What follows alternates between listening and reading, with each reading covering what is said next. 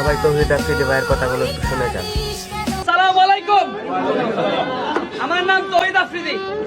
আমার সাথে আছে নাইয়ান ভাইয়া, আরো আমার যারা আশেপাশে দেখছেন এরা হচ্ছে আমার ভাই, যারা আপনাদের জন্য কাজ করতে আসছে সারা বাংলাদেশ থেকে, আপনাদের জন্য কাজ করতেছে। সারা বিভিন্ন বিভাগ, বিভিন্ন জেলা থেকে আপনাদের জন্য কাজ করছে মানুষ, সেটা যদি আপনারা জানেন। মাননীয় প্রধানমন্ত্রী এবং যত দল আছে, শুধু আওয়ামী লীগ না, অন্যান্য যত দল আছে, সবাই চেষ্টা করতেছে আপনাদের কাছ থেকে কিছু না কিছু পৌঁছানোর, তাই না? এটা আপনারা জানেন তো সবাই। দিন নাই রাত নাই, কালকে থেকে এই পর্যন্ত, তার আগের দিন থেকে 4-5 দিন ঢাকার মানুষের ঘুম নাই, কিভাবে আপনাদের পর্যন্ত খাবার পৌঁছাবে। আমি আসছি আপনাদের এখানে, আপনারা আজকে এইখানে যতজন আছেন, আমি ওয়াদা দিলাম আপনারা খালি হাতে যাবেন না, ঠিক আছে? আল্লাহর উপর বিশ্বাস আছে?